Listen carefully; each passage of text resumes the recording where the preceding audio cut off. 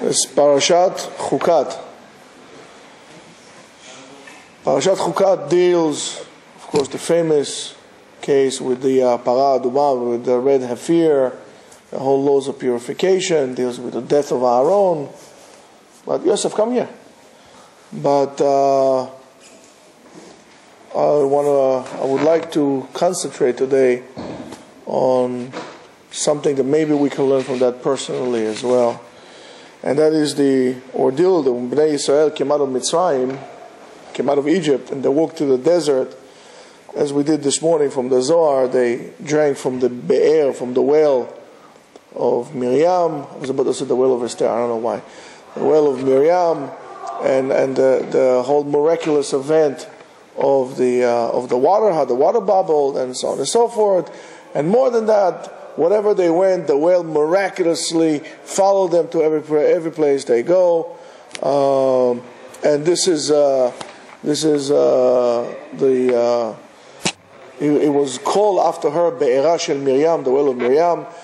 This well not only it was miraculous in terms of the traveling that it did, but also according to the Ari, it was the well itself settled down in no other than the Sea of Galilee, and until certain generations they knew exactly where the well is. Just tell them to be fair, to be quiet a little bit. They want to yell at home, not here. And they were they knew exactly where the place was, and so on. And there's a whole ritual that's brought in the Ari that you drink it, you get some kind of like initial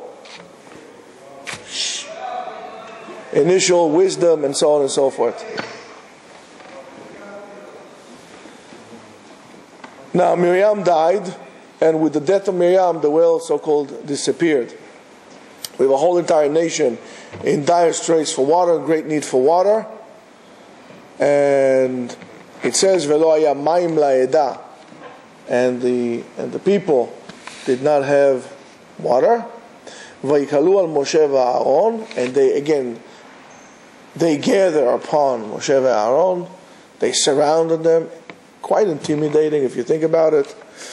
And they start to fight. Vayar Avraham and Moshe and Aaron. They start fighting with them. Argument. And as usual, they say, "Why did you bring us here? And they always use that term. Why did you bring Kehal Hashem, the community of Hashem, to this desert to die there?" We're going to repeat this statement later on, but this is somewhat of an introduction.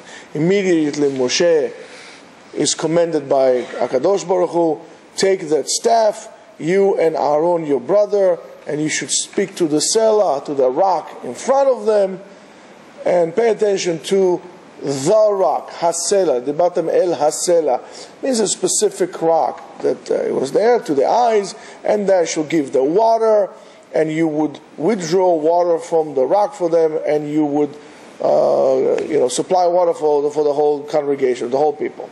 So therefore Moshe takes that staff, but instead of talking to the rock, he smacks it.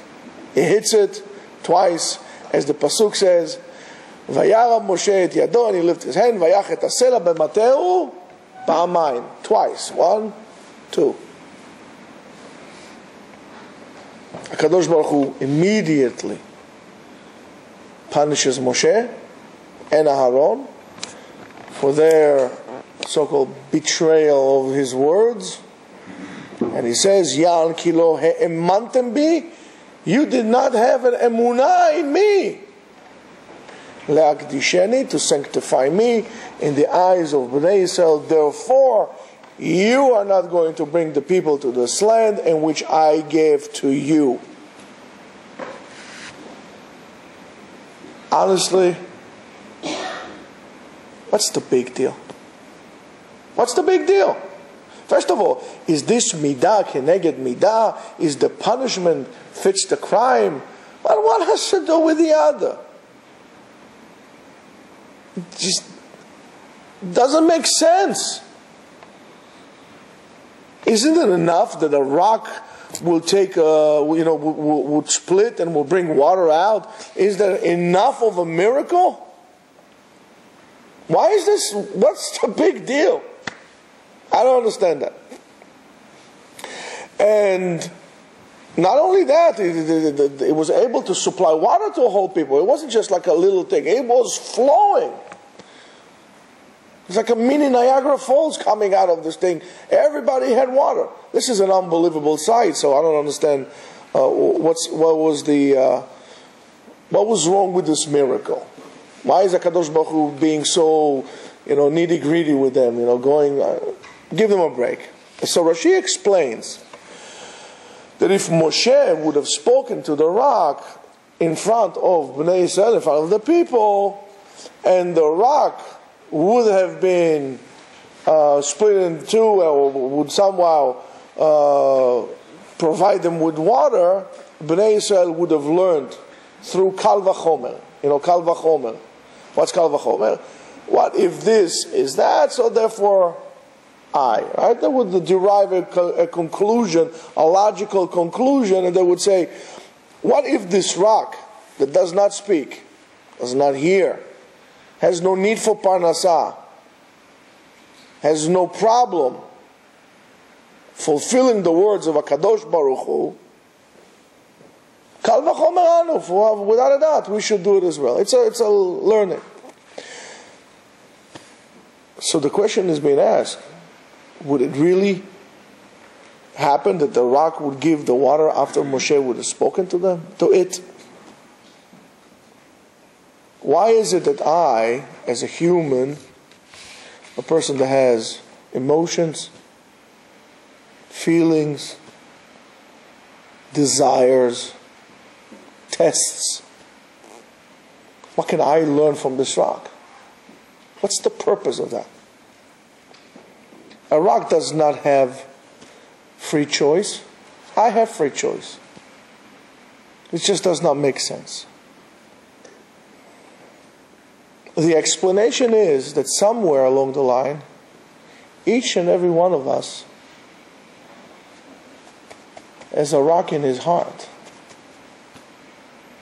There is a famous Israeli song that was written after the reunification of Jerusalem in 1967 that describes the quality of the Western Wall. And it's a line that, as a child, always shook me a little bit, gave me some kind of a trembling.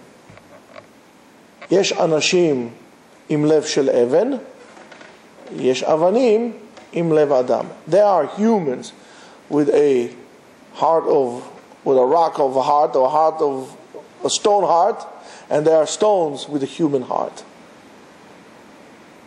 We also have a stone heart, a little rock inside of us. And it says the Navi, Yecheskel, Ezekiel, chapter 37, verse 36, verse 26. 36, 26. He says, V'asiroti et lev ha'even mikirvechem, and I shall remove the heart of stone from you, from within. So therefore we do have that. Sometimes we are stone heart, hard. HaKadosh Baruch Hu tells Moshe, if you would have spoken to the rock, you would have done something miraculously. You would have given koach in creation. You would give koach bavriya in creation itself. That when you speak to a heart of stone, it changes. And therefore there was no need to punish it. Do you understand what is happening here? If you would have spoken to the rock, you would have changed the way we interact.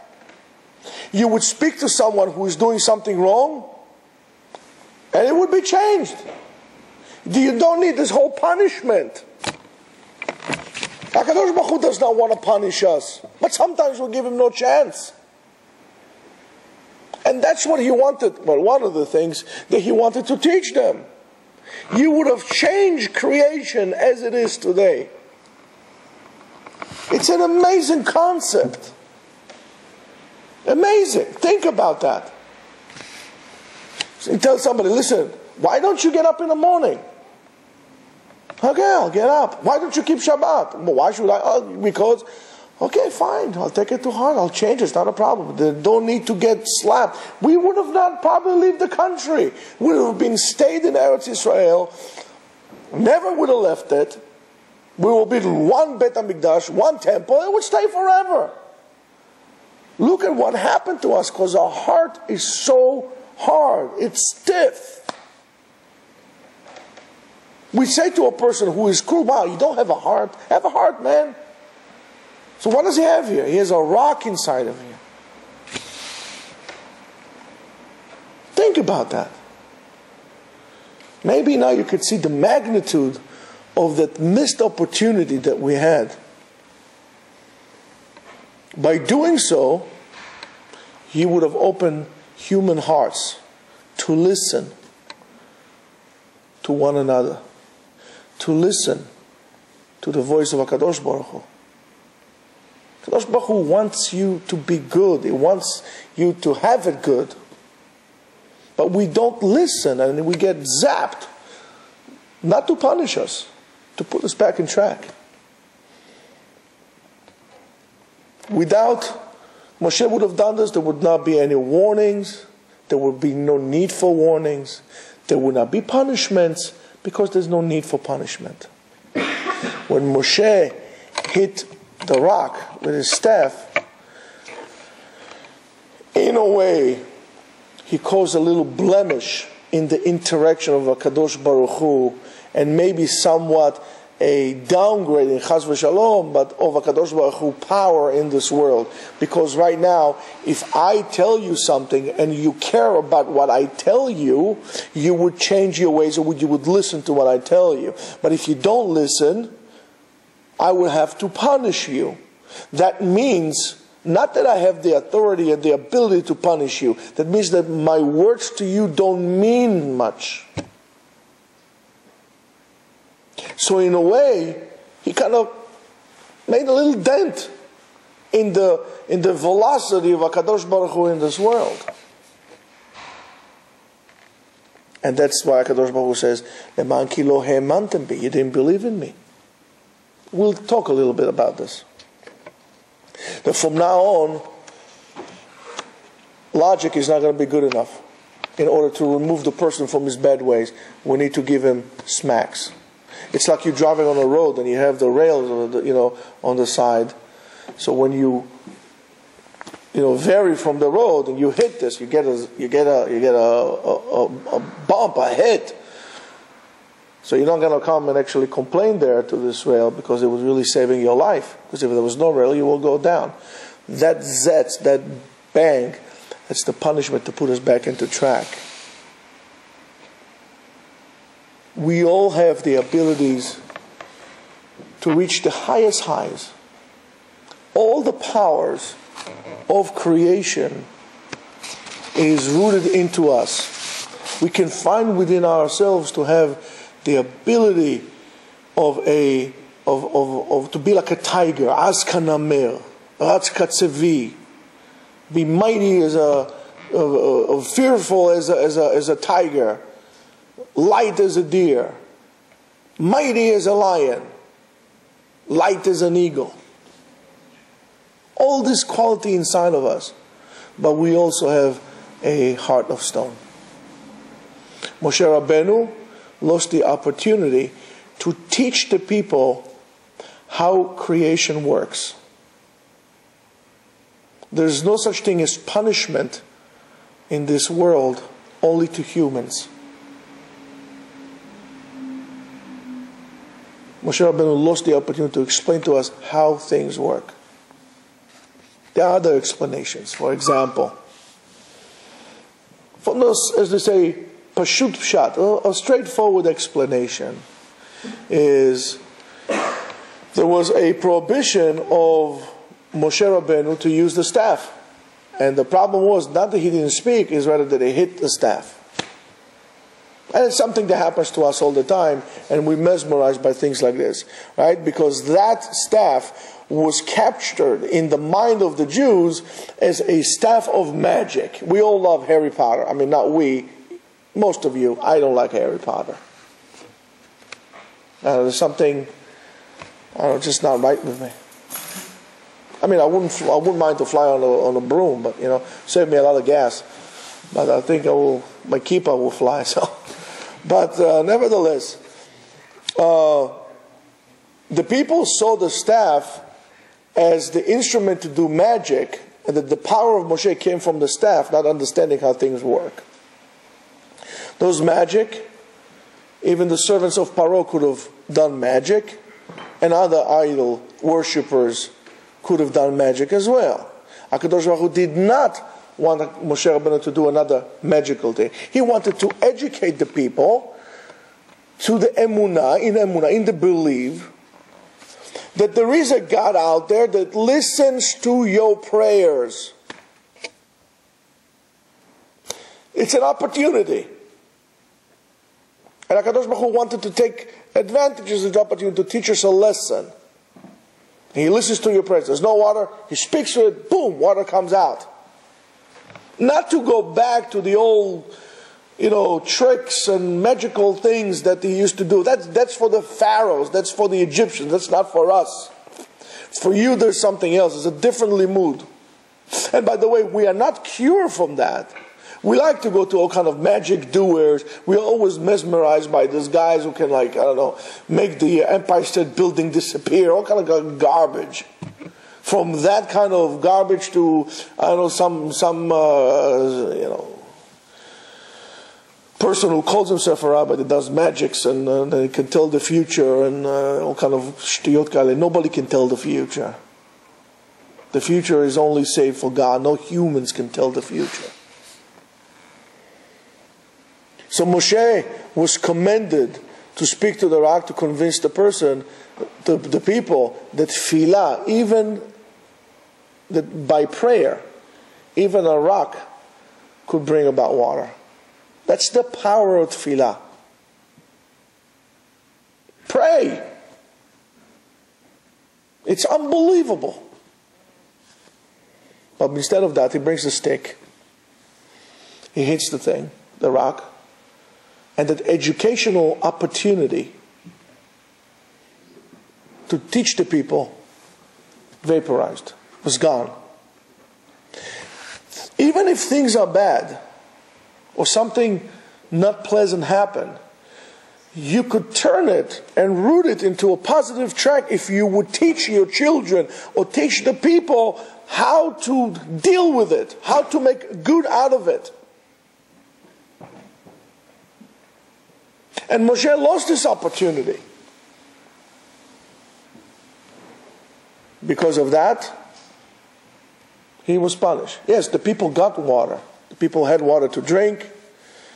But it was clear that our leader sometimes, and I'll say it in parentheses, he also has moments of lack of emunah.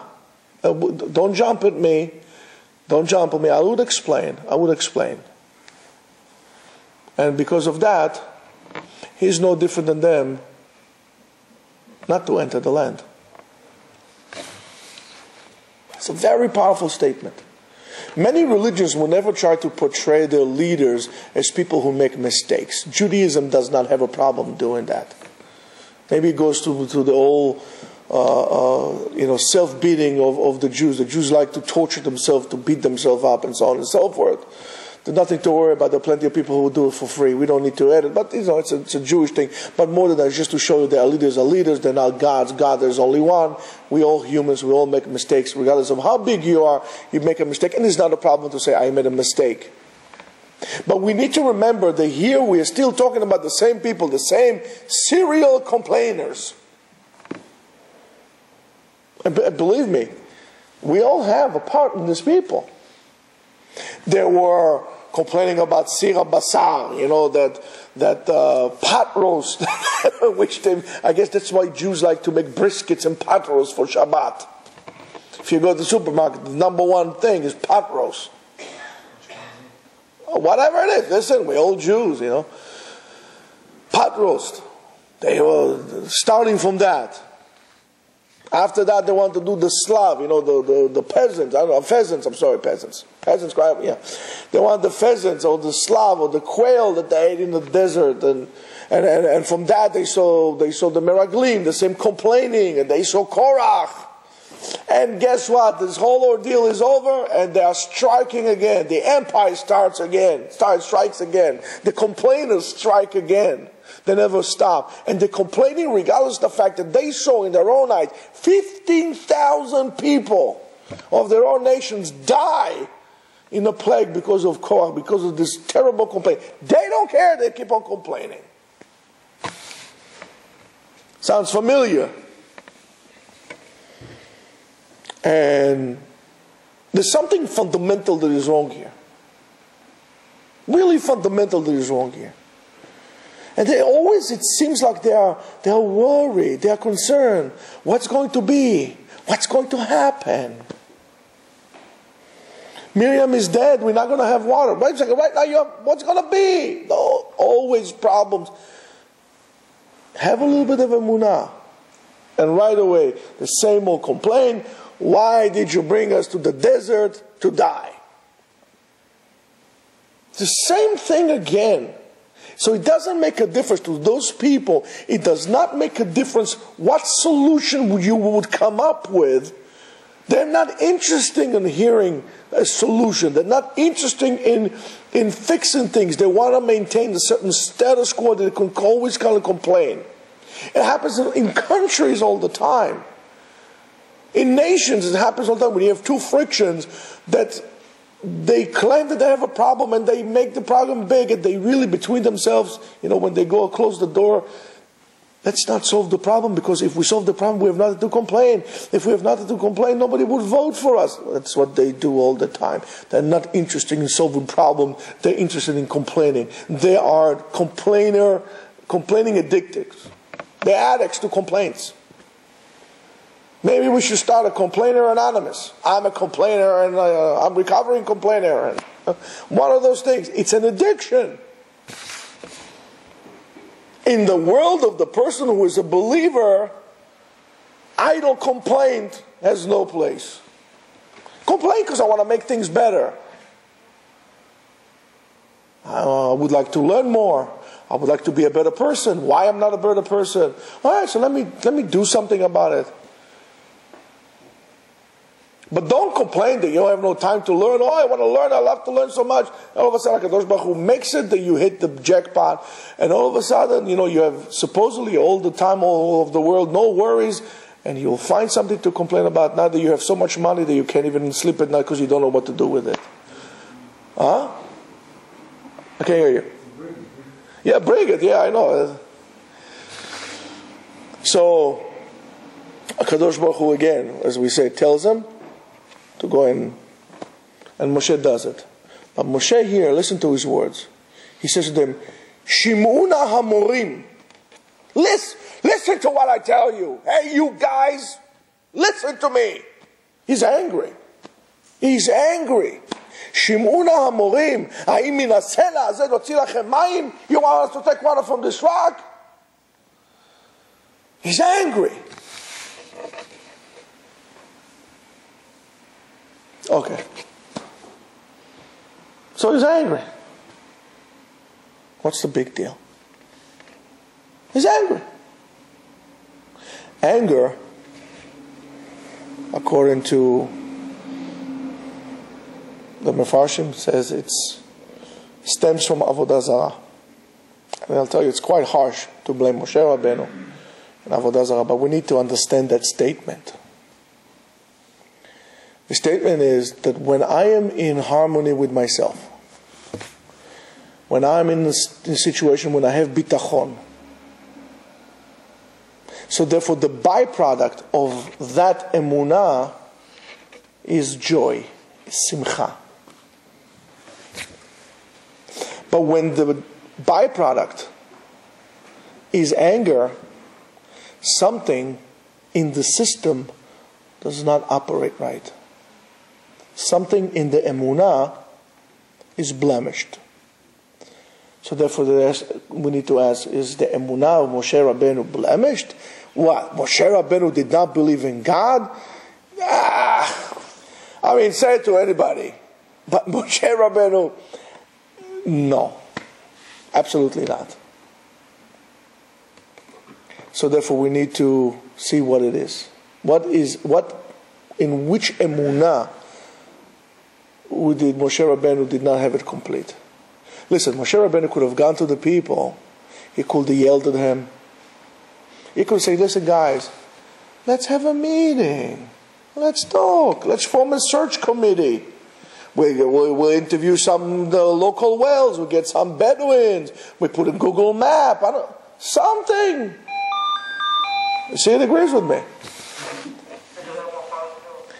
And he didn't do that. He could have told them also, listen guys, how dare you do that? He didn't do this either. Instead of that, he was angry. And he lost his emunah. But he lost his emunah not in HaKadosh Baruch Hu. He lost his emunah in the people. He lost the emunah in the people, in the ability of the people to come to the land as a nation of believers, Ke'am Ma'amin, a nation of believers, as a free nation that is going to be able to deal with all the challenges that a free nation has to deal with. So Moshe Rabbeinu says, what's going to be with his people? They're not going to make it. They're not going to make it. And he's angry. He says, these people are never going to make it. It's something genetically defective in these people. It doesn't make a difference what they see. It doesn't make a difference how many people die. There's something messed up with this. These people would not enter. HaKadosh Baruch Hu says, hey, listen, relax, buddy. They're my people. You don't believe that they're going to enter? You don't believe that they have the ability to enter? Guess what? You are not going in. That's midah keneged midah. That's the measure against the measure. You better watch out before you speak about the Jews. I don't care who you are. They are God's people.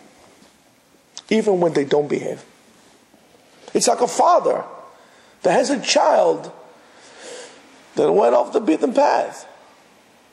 He's still his child. He might not be happy with his actions. He might be upset with his actions. He might even hate his actions. But he always loves his son. You maybe don't know that because some of you are not parents yet. You wait and see. That's the job of a parent as well. To be there by his child when he's not doing well. To see the child that he loves when he's not doing well. To love the problematic child because that is a part of him, of you. He's your image. There's another perush. It's a quite revolutionary perush. Let me just see, what time is it? We're doing okay. Let's just think about it. Moshe Rabbeinu is called the loyal shepherd, Ro'eh Ne'eman. HaKadosh Baruch Hu says to him, listen, speak to the rock in order for, to the water come out. Why would he do that? Why wouldn't he not go to the rock and do what God says? He goes and deliberately hits it, according to this perush. He does that. It says, Vayakeh basela, and he hit it. He didn't say touched it. He said, Vayakeh. He went angry. He went like those guys who samurai. Wow! He hit it hard. I don't know how the step didn't break. I hit it hard. In a way, it's like a person that in anger throws something. You don't just throw it like this. You throw it with all your power. 100 miles an hour ball you throw there. The reason is very simple. Because the rock, if the rock would have done what Moshe Rabbi told you. Get water out. The rock would have done this. What would that say about Bnei Israel? What would that say about Bnei Israel? It would say, listen, he gave him man, he saved the children, took him out of Egypt, he led them here, and they're still complaining. Look, he told them, guys, listen, behave. They don't listen. He tells the rock to listen. That's in a way the opposite of what we said earlier. He said the rock opened up. The rock opened up. Now this would make the Jews look horrible. Even rocks here, don't we say, right? What do we say when about that's what we learn to make the whip, you know? Even an ox knows his owner, and a donkey knows who feeds him. And you don't know? Then it would be an opening to criticize the Jews. A rock listens to what Moshe Rabbeinu says. You don't? So I'm going to tell you what he does. Moshe realizes he doesn't want the Jews to look ungrateful. Therefore, he had no other choice. And he took the anger of God upon himself. He hits the rocks. And he hits the rock to show that in a way the rock should have done it by himself to the Jews without Moshe telling him. In a way, Moshe is doing is committing a suicide almost. He's sacrificing himself for the sake of the people. He does not allow the opportunity to come that the Jews would be punished. Instead of that, he fails it himself.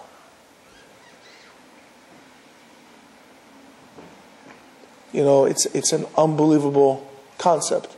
We find something similar, some people say, about the Meraglim. Some Mefarshim said regarding the spies that the reason they did what they did is because they knew, I mean, these are not regular people. They knew how holy and wonderful and awesome the land is, and they knew that the Jews will come in and they might violate it. And they said, what's a little crime if we will do to save the rest of the people? Because they did not also believe in the ability of Am Yisrael to do God's will in the land. So they lied. Just a teeny little lie. But as we said in the morning, there's no difference between a little lie and a big lie. A lie is a lie. If the word is suspended on blima, on a point of balance, finer than the tip of a needle, when you have Aleph on one side, and we have Taf on the other side, and that's the Aleph bit, right? And the Mem is the middle letter. Even a feather will tip the balance. A lie is a lie. Get punished. It's not up to you to decide. You have a job to do. And that's what Moshe got punished. You have a job to do.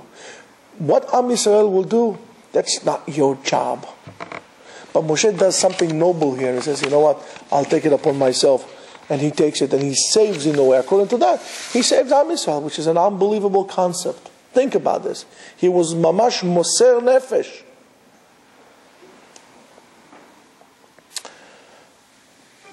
But the Midrash says also that the Midrash say that Moshe did speak to the rock. But he spoke to the wrong one. HaKadosh Baruch Hu said to him, speak to the rock, the rock. So Moshe Rabbeinu went and he spoke to the rock, and when water didn't come out, he hit. Water didn't come out, he hit another rock next to it. Twice he hit it, and then the water came out. Because he hit the wrong rock. Because he spoke to the wrong rock. In other words, maybe this is where the expression came, you barking in the wrong tree came. You talking to the wrong rock. What does it tell me? Many times, like Moshe Rabbeinu, we speak to the wrong rock. Many times we think that we know what HaKadosh Baruch Hu wants from me, what God wants from me. Many times we are wrong and we think that we know what life wants from us. What does reality, what does the future hold for me? And then, and I made a typo, and then, I was doing okay until now. And then I concentrate only on that fact that I think that this is what I need to do. I only think about that. That's the only thing I talk about, I think about, I wake up with it, I sleep with it. By doing so, I disregard everything else around me. I start living in a world of fantasy, of dreams. And when things don't work out, I start to act. And what do? I act according to what I thought it would be. I hit it. And when this doesn't happen, I hit again. And when that doesn't happen, I get disappointed. We have to remember, and this is a crucial key to your life, you don't choose the rock or any other task of your life that comes to you in your life according to size, according to color, according to any other criteria. But we need to, in order to succeed, we need to deal with the rock which comes to us right now, and this moment, to realize that the rock in which I'm talking to, maybe the rock in which the head in the water came out was a little boulder like this. Moshe, according to the Midrash, went to the rock. That's the rock. Not realizing it's right here in front of you. And that's what we do many times. Only then, when we deal with what is in front of us, not on the speculations or being stuck in the fantasies that this could have happened and this should happen according to my calculation, only that, things will happen by themselves. Everything will fall into its place, one piece at a time, into a perfect scenario, into a picture perfect. This is the mistake that we all make. But if you just look at the parasha, as we usually do, you will miss a key component of how to deal with the hardship of life, with the challenges that will come through you to life. You would miss an opportunity to understand what is emunah and what is idol worshipping. And idol worshipping also is like idol complaining. And we repeat the same mistakes again. We repeat the same pattern over and over again. And then we fail on a mission. And we never reach the promised land. And we inherit bad habits to our children, that if they would inherit the promised land, they will be losing it because of the bad habits that we had provided them with. So Yeh Ratzon will be God's will, that we'll be able to see His way, to accept what He gave us, and to walk in the path of Torah, in the path of Emunah, to the promised land. Amen. Amen.